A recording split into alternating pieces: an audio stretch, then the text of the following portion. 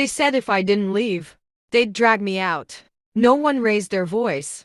They didn't have to. The threat was already in the air, quiet, clinical, final.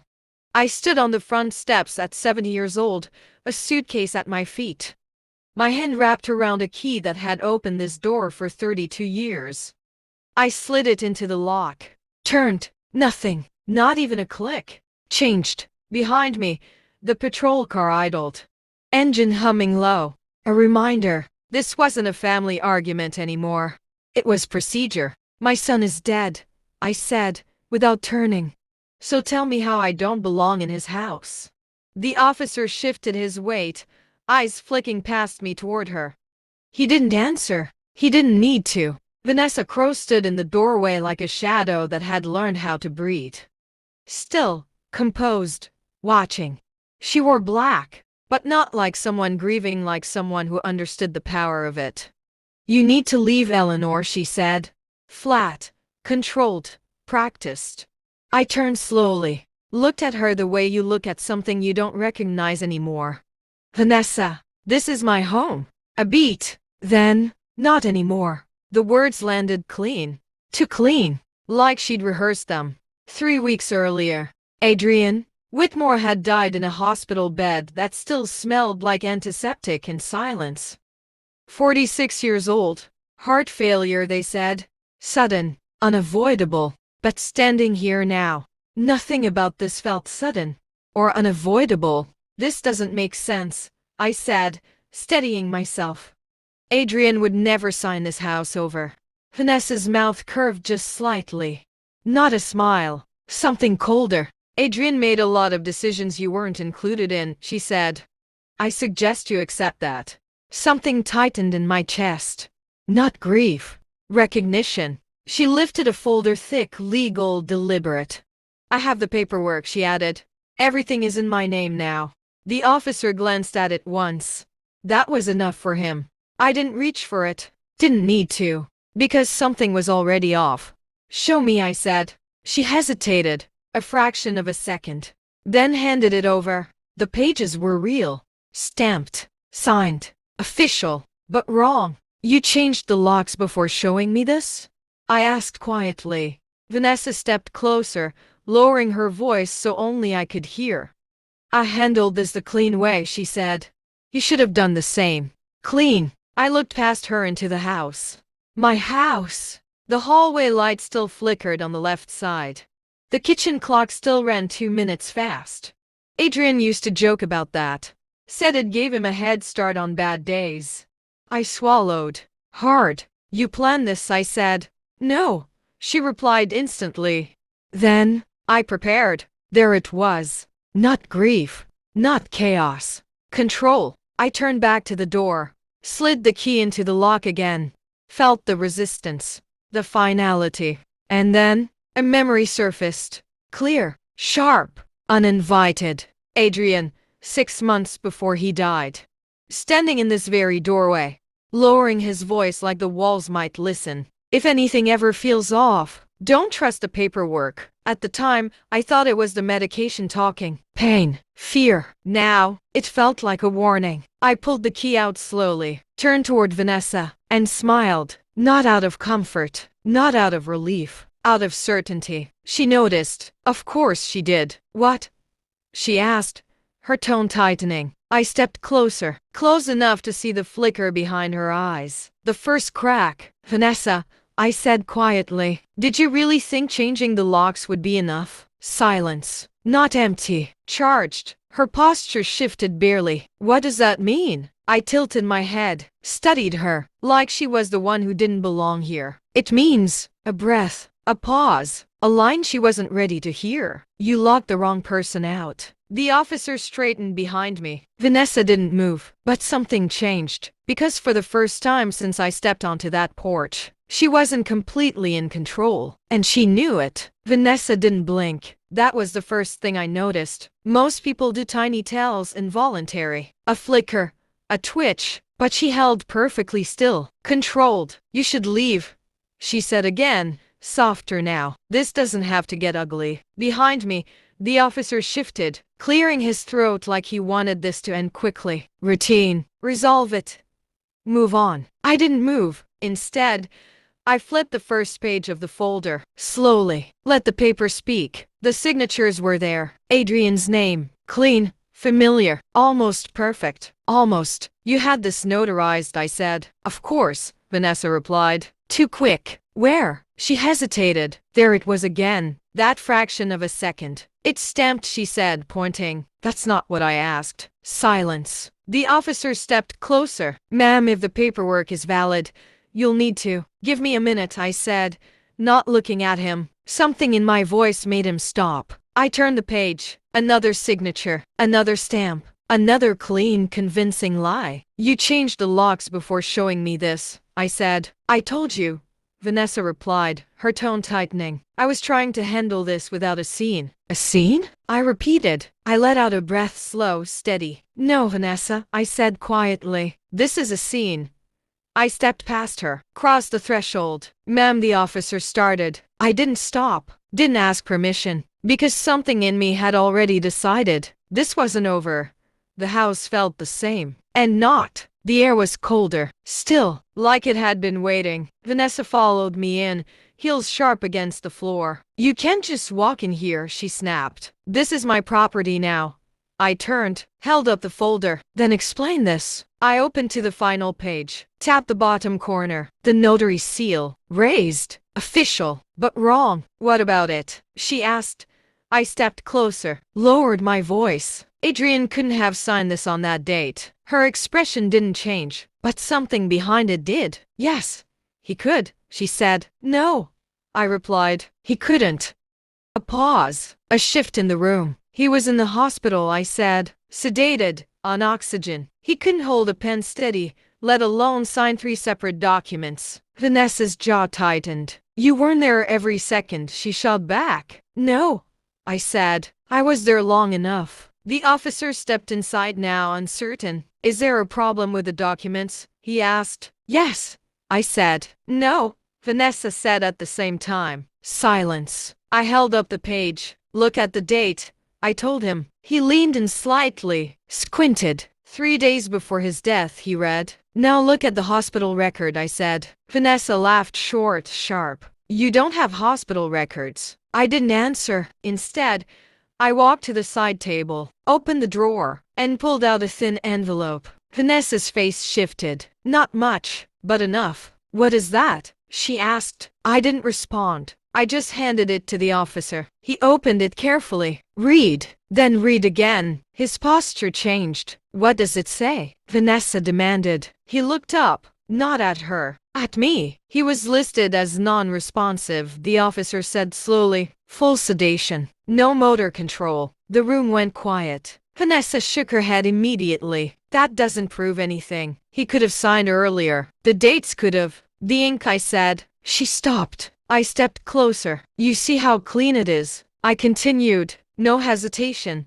No tremor. No break in the line. I tapped Adrian's name. That's not the signature of a dying man. Silence. The officer looked between us. Now unsure. Now thinking. Vanessa took a step back. Just one. You're twisting this, she said, but her voice had changed. Less certain. No, I said. I'm correcting it. Another beat. Then I asked a question that mattered. Who brought the notary? She didn't answer. Vanessa. Nothing. I leaned in slightly, lowered my voice. Because if Adrian couldn't sign these documents. A pause. A breath. Then someone else did. The air shifted. Sharp. The officer straightened. That would be fraud, he said carefully. Vanessa looked at him, then at me. No, she said quickly. No.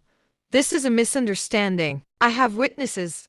I have names, I said. She froze. Give me the name of the notary, I continued. Silence. Longer this time. Heavier. I don't remember, she said finally. I nodded once. Of course she didn't, because there was no notary, just a signature that shouldn't exist, and a plan that was starting to fall apart. I closed the folder slowly, handed it back to her. You wanted me out of the house, I said calmly. A pause. Now you're going to have to explain how you got it. Vanessa didn't move, didn't speak, but for the first time since this began, She looked unsure. And the officer? He reached for his radio. Because this was no longer routine. The sound of the officer's radio clicking on changed everything. Not loudly, not dramatically, just a quiet shift from a family dispute to something official. Vanessa heard it too. Her head turned sharply. She said quickly, "There's no need for that. This is a misunderstanding, is it?" I asked. She didn't answer, because now, for the first time, she wasn't controlling the pace anymore. The officer spoke into the radio in a low voice, stepping slightly aside. Words like verification, documents, possible discrepancy drifted through the room. Vanessa exhaled sharply, then turned to me. Her voice dropped. "You're making a mistake," she said. I held her gaze. "No," I replied. "You already made it." Silence. She stepped closer, too close, lowering her voice so only I could hear. "You think you understand what's going on," she said.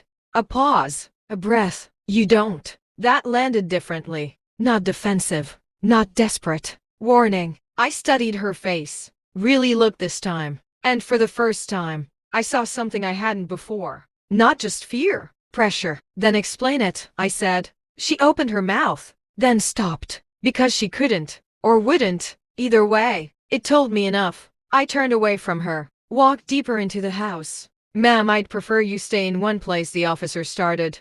"I'm not leaving," I said calmly. And I didn't, because there was something I needed to check. Something Adrian had left behind. His study. The door was half open, dark inside, still untouched. I pushed it open slowly. The smell hit first. Paper, dust, time, everything exactly where he left it. Desk, chair, files stacked with careful precision. Vanessa followed, her steps slower now, less certain. "You don't need to go in there," she said. I didn't respond, because I already had. I walked to the desk, ran my fingers along the surface, then opened the top drawer. Empty. Second drawer. Pens. Old receipts. Nothing important. Third drawer. Locked. I paused. Behind me, Vanessa's breath caught just slightly.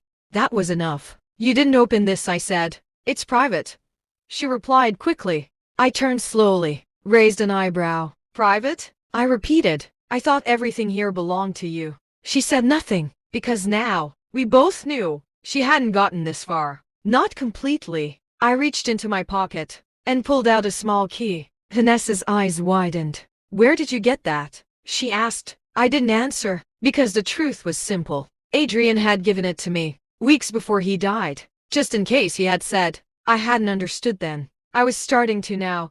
I slid the key into the drawer. Turned it. Click! The sound was quiet, but final. Vanessa took a step forward. "Eleanor, don't!" Too late. I pulled the drawer open. Inside, a single folder, black, and marked, different from the others. I picked it up, felt the weight of it, then opened it. The first page stopped me. Not because it was complicated, because it wasn't. A document, clean, official, and unmistakable. My name, at the top. Vanessa saw it too. "What is that?" she asked, her voice tightening. I didn't answer, and there it was. A second set of documents, property records, ownership filings, legal transfers, but not to her. To me, fully, completely. Vanessa's face drained of color. "It is," I said, looking over my shoulder. "Ma'am," he said slowly, "this shows the property was never transferred out of your name." Silence. Vanessa shook her head. No, that's not possible. I saw the documents. I have them. You have copies," I said. A pause, or something that looks like them. Her breathing became uneven. "This doesn't make sense," she whispered. "No," I said quietly. "It doesn't." I flipped to the final page, and that's when I saw it. Something new, something I hadn't expected. Another signature. Not mine, not Adrian's. Someone else. The officer leaned in. "Who is that?" he asked. I read the name slowly, and felt something cold settle in my chest. Lucille Vane. The room went still. Vanessa froze, because she knew that name, even if she didn't want to admit it. "You know her," I said. She didn't respond, but her silence said enough. "Vanessa," I pressed. Her eyes flicked up to mine. And this time, there was no control left. Only fear. She wasn't supposed to be involved, Vanessa whispered. The words hit harder than anything else. Because that meant one thing. This wasn't just her plan. It never was. The officer straightened. Ma'am, he said carefully, we're going to need to understand exactly what's going on here. But I wasn't looking at him. I was looking at Vanessa. Because now, the truth was bigger than both of us. And whatever Adrian had been trying to protect was still out there. Lucille Vane. The name didn't just sit in the room. It spread. Vanessa took a step back like it had physically hit her. She wasn't supposed to be involved. She repeated, quieter now. The officer looked between us. Who is that? I didn't answer, because I was watching Vanessa. Who is she? I asked instead. Vanessa shook her head. This isn't right. This isn't how it was supposed to go. Supposed to go? You were part of something, I said. Start talking. She laughed suddenly. Sharp. Nervous. You think this was just me trying to take your house? She said. You have no idea what Adrian got us into. Silence. What did he do? I asked. Vanessa hesitated, then whispered. He signed something. The room tightened. What kind of something? The officer pressed. A financial agreement, she said. Investment. High return. Low risk. I almost smiled, because I had heard those words before. And Lucille Vane? I asked. Vanessa looked up slowly. She was the one who brought it to him. There it was. Adrian trusted her, Vanessa continued. Said she had connections. Said this would secure everything. Did it? I asked. Vanessa didn't answer, because the answer was already here. This house, I said quietly, was never the target. Vanessa's eyes widened. It was collateral. Silence. The officer stepped back slightly, now fully alert. How much money are we talking about? He asked. Vanessa swallowed. Everything. The word echoed. Everything. Then why forge the documents? I asked. Vanessa shook her head. I didn't forge anything. I was told everything was already transferred.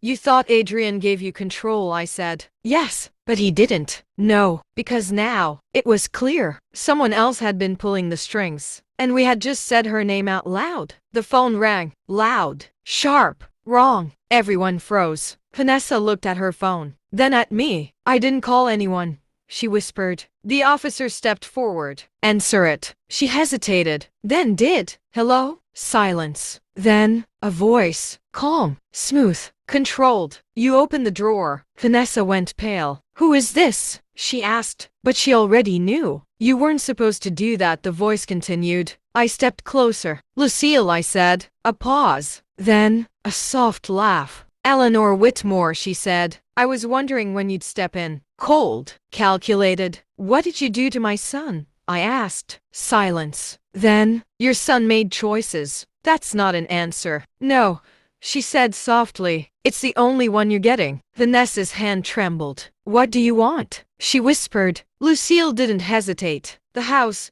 Everything stopped. You already took everything else, Vanessa said. Not everything, Lucille replied. A pause. A final piece clicking into place. The property is the last asset tied to the agreement, she said. I felt it then. The truth. This was never about ownership. It was about debt.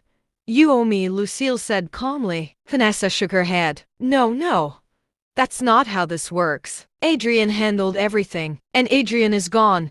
Lucille interrupted. Silence. So now, she continued, it transfers. To who? The officer asked. Lucille's answer came instantly. Her. Vanessa stopped breathing. What? She whispered. You co-signed, Lucille said. The room went still. No, Vanessa said. No, I didn't. You did, Lucille replied. You just didn't read what you signed. That landed harder than anything else. Vanessa staggered back. How much? I asked. Lucille didn't soften it. More than this house is worth. Silence. Vanessa collapsed into the chair behind her, because now, she understood. This wasn't an inheritance. It was a trap. Why didn't he tell me? Vanessa whispered. I answered before Lucille could. Because he was trying to fix it. Lucille didn't deny it. He came to me, she said, begging for time. My chest tightened. And you gave it to him? I asked. A pause. I delayed consequences, she said. Not kindness. Not mercy. Strategy. He moved the money, I said. Yes. And then he died. Silence. Not denial, not confirmation, just silence. Vanessa looked up slowly. That wasn't an accident, she whispered. Lucille didn't respond, and that was enough. The house was quiet again, but now, it felt like a courtroom. Vanessa sat still, broken. You can't take this house, she said weakly. Lucille's voice came through the phone. I don't need to take it. A pause. I just need to collect. I stepped forward. No, I said. Silence. Then, Lucille laughed softly. And how exactly do you plan to stop me? I looked at the officer, then at the documents, then back at the phone. Because, I said calmly, this house was never part of Adrian's agreement. A pause. A shift. Lucille didn't speak. Check your paperwork, I continued. You tied the debt to the wrong name. Silence. Heavy. Because now, the trap had flipped. You went after the wrong asset, I said. And for the first time, Lucille had nothing to say. Vanessa looked at me, shocked. You knew? She whispered. I held her gaze. I suspected. A pause. You tried to throw me out, I said quietly. Her eyes filled. You almost succeeded. Silence. Then I delivered the final line. But you never understood one thing. A breath. This house, a quiet, devastating calm, was never yours to lose. The call ended, and just like that, it was over. Vanessa broke, and I walked back into my home, because in the end, the door was never truly locked. After everything that happened, tell me honestly, would you forgive Vanessa, or let her face the consequences? Stories like this happen more often than people think. Stay with me for more stories that reveal what's hidden behind closed doors. Like, share and subscribe my channel for more mysterious stories.